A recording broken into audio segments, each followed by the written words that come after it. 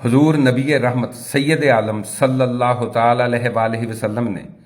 زلزلوں کے اسباب کو بیان کرتے ہوئے فرمایا، آپ صلی اللہ علیہ وآلہ وسلم نے فرمایا، جب حکومتی خزانے کو لوگ اپنی ذاتی دولت سمجھیں گے، جب زکوٰۃ دینا بوجھ بن جائے گی، لوگ زکوٰۃ کو بوجھ سمجھیں گے، اور دینی تعلیم کو بھی لوگ صرف دنیا کو حاصل کرنے کے لیے حاصل کریں گے، دینی تعلیم بھی دنیا کے لیے حاصل کریں گے، اور جب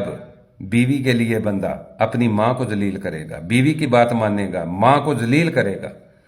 اور جب بچوں کی نظر میں باپ کی جگہ دوستوں کی عزت زیادہ ہو جائے گی، اور جب ناچنے والی گانے والی عام ہو جائیں گی، شراب عام ہو جائے گی، اور لوگ پچھلے جو لوگ گزر گئے ہیں امت کے، آپ صلی اللہ علیہ وسلم نے فرمایا جو پچھلے لوگ بزرگ گزر گئے ہیں امت کے آخری لوگ، جب ان کو برا بلا کہیں گے، آج آپ سوشل میڈیا کو اٹھا کر دیکھ لیں، کوئی صحابہ کے ساتھ دشمنی کر رہا ہے اور کوئی آلے بغض سینے میں رکھے ہوئے ہے۔ آپ صلی اللہ علیہ وسلم نے فرمایا، اور جب فاسق حکمران ہوگا،